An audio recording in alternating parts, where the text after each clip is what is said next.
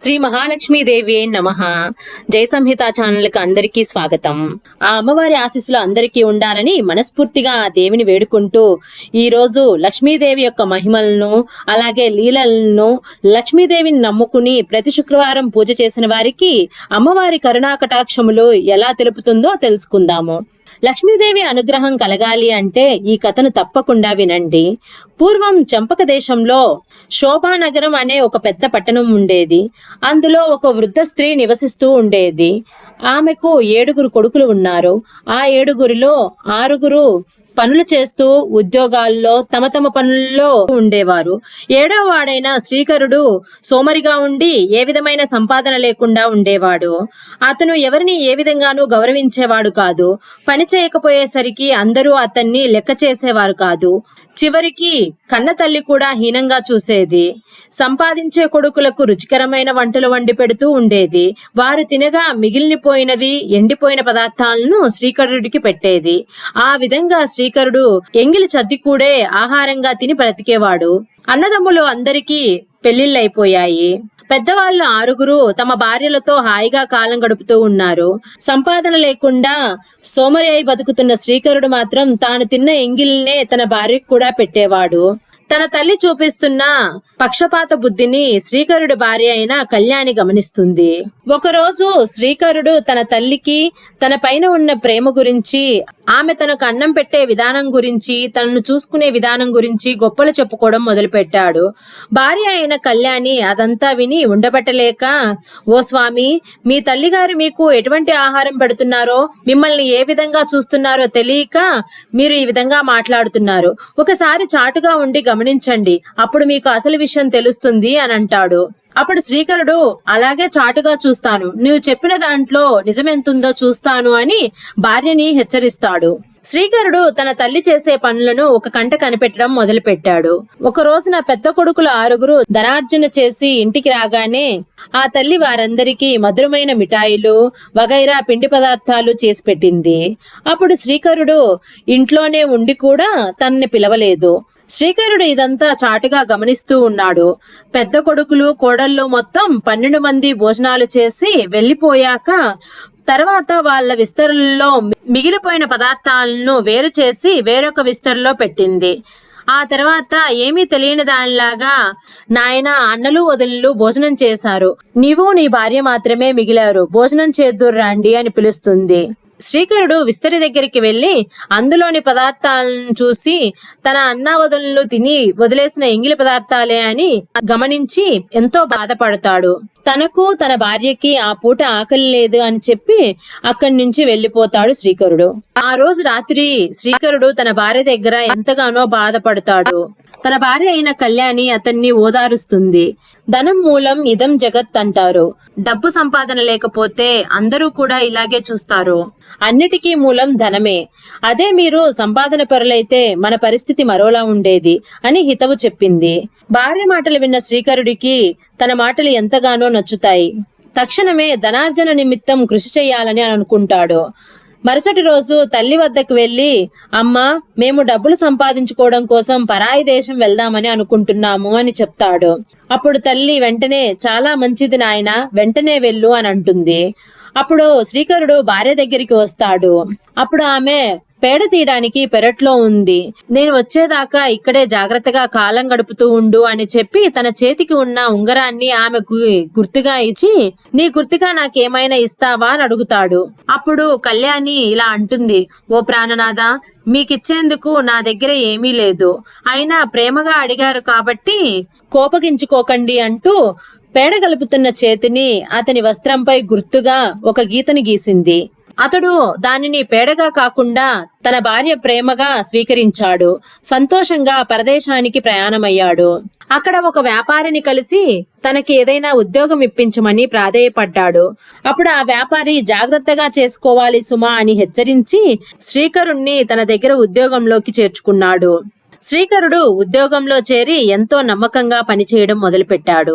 అతని పనితనానికి విశ్వాసపాత్రతకు మెచ్చుకొని ఆ వ్యాపారి శ్రీకరుడికి తన వ్యాపారంలో కొంచెం వాటాగా కూడా ఇచ్చాడు.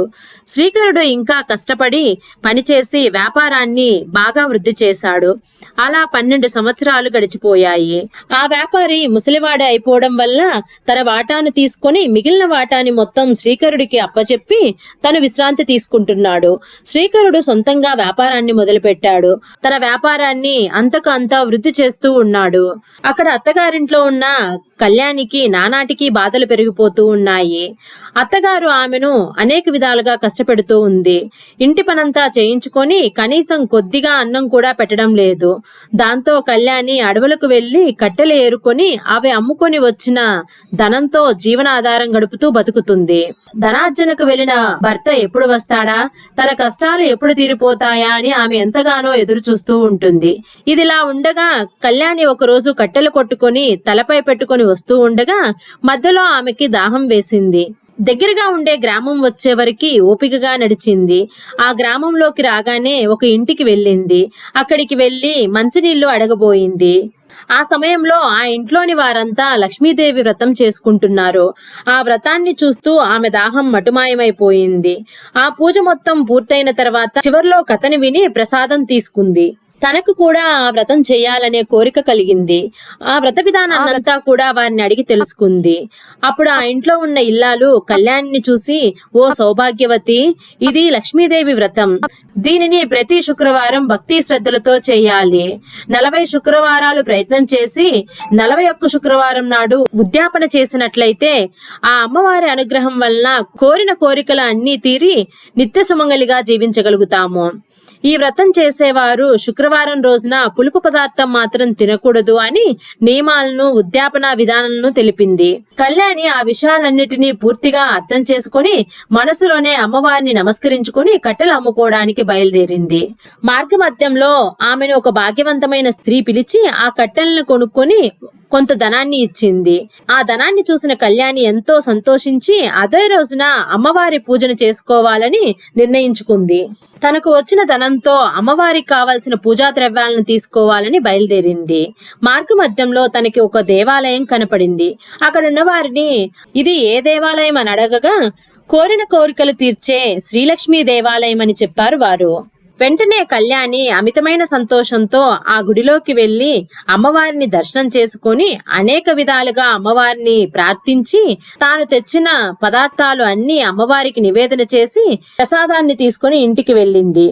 ఆ రోజు మొదలుకొని ఆమె ఎంతో నిష్ఠగా ప్రతి శుక్రవారం కూడా శ్రీ లక్ష్మీదేవిని పూజిస్తూ వ్రత నియమాలను కూడా తూచా తప్పకుండా పాటిస్తూ కాలాన్ని గడుపుతూ ఉంటుంది. ఇలా కొన్ని రోజులు గడిచిన తర్వాత ఒక శుక్రవారం రాత్రి లక్ష్మీదేవి కలలో కనిపించింది కళ్యాణికి. ఓ అమ్మాయి, ఇదిగో నీ భర్త చిరునామా అంటూ ఒక చీటీని వదిలి వెళ్ళింది. కళ్యాణికి మెలకువ వచ్చి చూడగా కలలో అమ్మవారి ఇచ్చిన చిరునామా కాగితం తన పక్కనే పడి ఉంది. ఆ అమ్మవారి దయకు, మహత్యానికి ఆమె ఎంతగానో సంతోషించి ఆ చిరునామాలో ఉన్న విధంగానే తన భర్తకు ఉత్తరం రాసింది. అలా కళ్యాణి ఉత్తరం రాసిన కొద్ది కాలంలోనే శ్రీకరుడి వద్ద నుండి ఆమెకు ఉత్తరాలు వచ్చాయి. ఉత్తరాలు రాగానే తన కష్టాలు తీరిపోయాయని కళ్యాణి ఎంతగానో సంతోషించింది.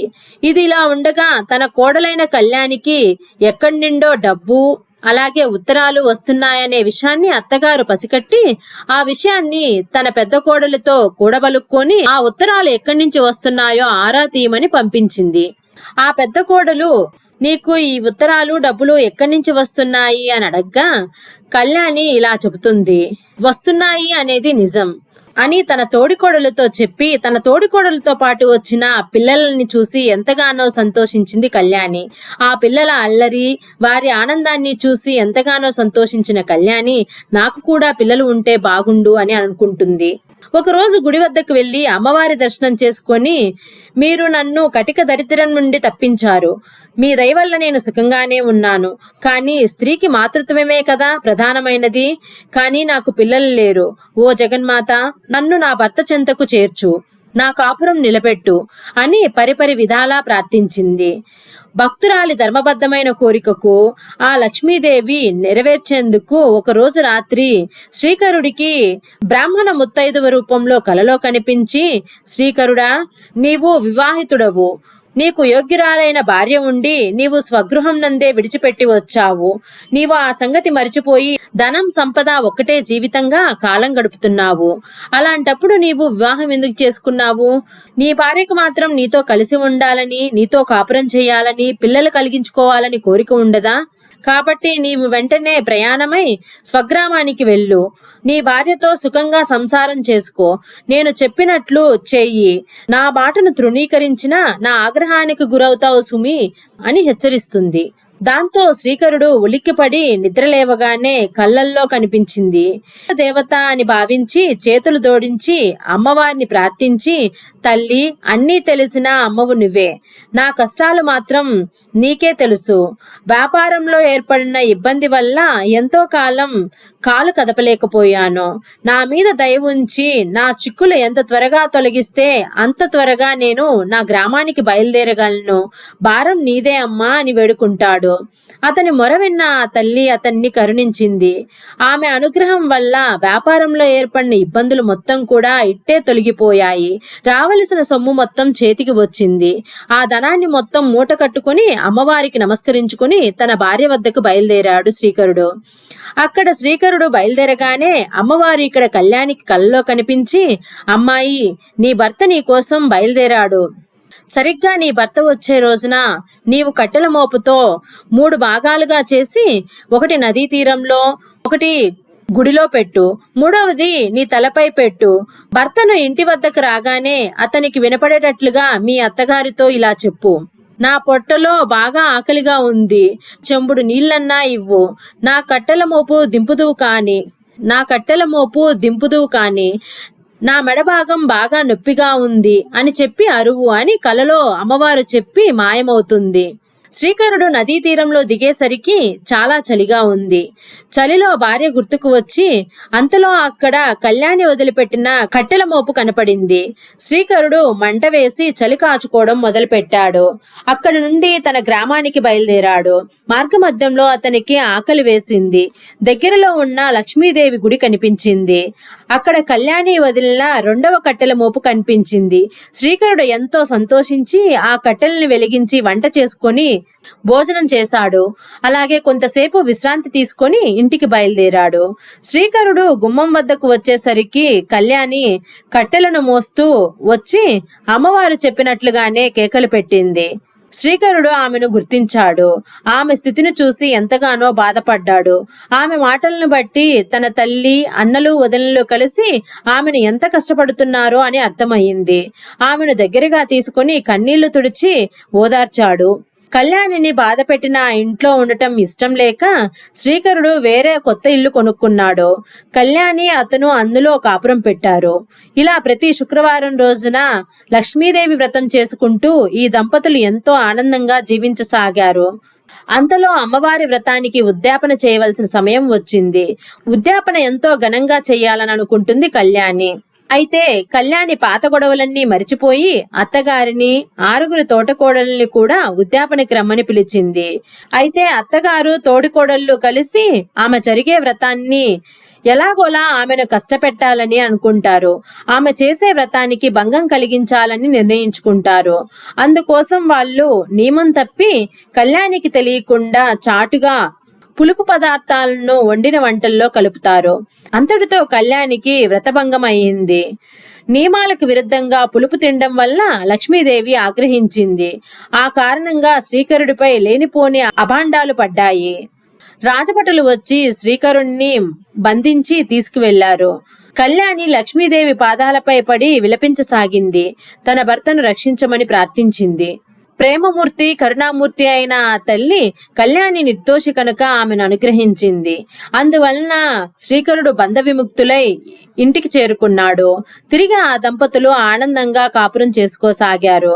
ఒకసారి కళ్యాణిని అమ్మవారు పరీక్షించదలిచి పిచ్చి బిచ్చగత్తె వలె మారువేషం ధరించి ఒక చేతిలో బెల్లము మరొక చేతిలో శనగలు తింటూ నోటి వెంట చొంగ కార్చుకుంటూ వస్తూ ఉంటుంది. ఆమె చేతిపైన నోటిపైన ఈగలు ముసురుతూ ఉంటాయి. వికృత రూపంలో ఉన్న ఆమె కళ్యాణి ఉంటున్న వీధిలోకి వచ్చింది. వీధిలో పోయే పిల్లలు, ఆడుకునే పిల్లలు ఆమెను చూసి రాక్షసి దయ్యం అని కేకలు వేస్తూ రాళ్లు రువ్వసాగారు. పిల్లలు బిచ్చగత్తె మీద వేసిన రాళ్లు, ఆ రాళ్లు కాస్త కళ్యాణి వాళ్ళ బావలకు తోటికోడళ్లకు తగలడం మొదలుపెట్టాయి. దాంతో వాళ్ళు కంగారు పడి, అమ్మో ఇది ఎవరో మాయలమారి, లేకుంటే దాని మీద విసిరే రాళ్లు మన మీద ఎందుకు పడుతున్నాయి, మనకెందుకో దెబ్బలు తగులుతున్నాయి అని ఆలోచించి గబగబా వెళ్లి వీధి తలుపులు మూసివేశారు. అది గమనించిన లక్ష్మీదేవి ఒక్కసారిగా కన్నెర్ర చేసింది. ఒక్కసారిగా ప్రళయమారుతంగా మారి వచ్చిన గాలితో ఇంటి తలుపులు తెరుచుకున్నాయి. ఇంటి పెంకులు లేచిపోయాయి. వారందరూ సరిగ్గా నిలబడలేక అటు ఇటు తూలిపడిపోయారు. ఆ దృశ్యమంతా చూసిన కళ్యాణి వెంటనే అక్కడ బిచ్చగత్తె రూపంలో ఉన్న వారు ఎవరా అని పరీక్షగా చూసింది. ఆమె ఎవరా అని చూసి ఆమెయే లక్ష్మీదేవి అని ఆమెకు అనిపించి వెంటనే కళ్యాణి ఆమె కాళ్లపై పడి, జగన్మాత, నీవు ఆరాధ్యదేమైన లక్ష్మీదేవివే కదా, అమాయకమైన నా బంధువులను రక్షించు, నా పరువును కాపాడు తల్లి అంటూ సవినయంగా ప్రార్థించడంతో అమ్మవారు శాంతించి చిరునవ్వుతో అదృశ్యమైంది. ఇంత జరిగినా కూడా కళ్యాణి తోటికోడళ్ళకి అమ్మవారి మీద నమ్మకం కలగలేదు. ఎలాగైనా శ్రీకరుణ్ణి కళ్యాణిని సర్వనాశనం చేయాలని చివరికి ఒక రోజున పాలల్లో విషం కలిపి కళ్యాణికి ఇచ్చారు. తోడుకోడలు ఇచ్చిన పాలను తాగుదామని అనుకుంటుంది. ఇంతలో అమ్మవారి దయ వలన శ్రీకరుడు కళ్యాణిని పిలిచాడు. ఆమె పాత్రను అక్కడనే ఉంచి భర్త వద్దకు వెళ్ళింది. అదే సమయంలో అటుగా వంచిన శ్రీకరుడి అన్న కొడుకు ఆకలిగా ఉండి అక్కడ ఉన్న పాలను గబగబా తాగేశాడు. అతడు కేకలు పెడుతూ వెంటనే నేలపై మూర్ఛతో పడిపోయి చనిపోయాడు. కుర్రవాడి ఆర్తనాదాలను విని ఆ తల్లి అక్కడికి వచ్చింది. కళ్యాణి పాలల్లో విషం కలిపి తన కొడుక్కి ఇచ్చి చంపింది అని ఊరువాడ వినపడేలా అరుస్తూ ఎడవసాగింది. అది విని ప్రజలందరూ కళ్యాణి శ్రీకరుణ్ణి నానా మాటలు అన్నారు. అనుకోకుండా మీద పడిన ఈ హత్యానేరానికి అపనిందలకు వారిరువురు ఎంతగానో బాధపడ్డారు. అయినా సరే అన్నిటికీ ఆ తల్లి ఉంది అనే ధైర్యంతో మనసారా ఆ తల్లిని స్మరించసాగారు. భక్తులను రక్షించడంలో ఆ అమ్మవారు మించిన వారు ఎవరూ లేరు కదా. తన భక్తులు కంటపడితే ఆ అమ్మవారు భరించదు. అమ్మవారు వెంటనే విషం కలిపిన పాలను తాగిన ఆ పిల్లవాణ్ణి బ్రతికించింది. ఆ కుర్రవాడు నిద్రలేచినట్టుగా లేచి కూర్చున్నాడు. అంతా కలిసి కళ్యాణిని శ్రీకరుణ్ణి తిట్టడం విన్న ఆ పిల్లవాడు, అమ్మ, పిన్ని బాబాయిని తిట్టకండి, ఆకలిగా ఉంది అని నేనే ఆ పాలను స్వయంగా తాగాను, అంతేకాని పిన్ని ఆ పాలు నాకు ఇవ్వలేదు అని అంటాడు. దాంతో కళ్యాణి శ్రీకరుడు నిర్దోషులు అని తేలిపోయింది. అయితే కళ్యాణి కోసం పెట్టిన పాలల్లో విషాన్ని ఎవరు కలిపి ఉంటారు అనే అనుమానం వచ్చింది. దాంతో విషం కలిపిన ఆ తోటి కోడలు తక్షణమే కళ్యాణి కాళ్ళ మీద పడిపోయి క్షమాపణ కోరుకుంటుంది. అప్పుడు కళ్యాణి తన తోడుకోడలను క్షమించింది. నిన్ను క్షమించినంత మాత్రాన ఏమి లాభం, అంతా అమ్మవారి లీలలే, వెళ్ళి ఆ అమ్మవారిని క్షమాపణ కోరుకో అని చెప్పింది. అందరూ కలిసి ఆ తల్లిని ప్రార్థించారు. అప్పటి నుంచి అందరూ కలిసి శుక్రవారం రోజున లక్ష్మీదేవి వ్రతం చేసుకోసాగారు. ఆ అమ్మవారి అనుగ్రహం వల్ల కళ్యాణి గర్భవతి అయింది. చక్కని శుభముహూర్తంలో ఒక కుమారుడికి జన్మనిచ్చింది. అమ్మవారి వరప్రసాదంగా ఆ బిడ్డను పెంచుకుంటూ లక్ష్మీదేవి పూజలు మానకుండా చేసుకుంటూ శ్రీకరుడు కళ్యాణి దంపతులు చిరకాలం సుఖ సంతోషాలతో ఆనందంతో జీవించసాగారు. ఈ కథ విన్నవారికి, చదివిన వారికి ఆ లక్ష్మీదేవి అనుగ్రహం వల్ల సర్వసౌఖ్యాలు కలుగుతాయి. ఈ కథ నీతి ఏమిటి అంటే, కష్టాలు వచ్చినాయని కుంగిపోకుండా మన ప్రయత్నం మనం చేసుకుంటూ ఆ దేవుడిపై భారం వేస్తే అంతా మంచే జరుగుతుంది. మనం కోరుకున్న దానికంటే కూడా మంచి ఫలితాలను ఇస్తుంది ఆ లక్ష్మీదేవి. అందరి పట్ల దయ, జాలితో నిస్వార్థంగా బ్రతుకుతూ ఉంటే మనం కోరుకున్న దానికంటే అధికంగా ఫలితాలను ఇస్తుంది ఆ లక్ష్మీమాత.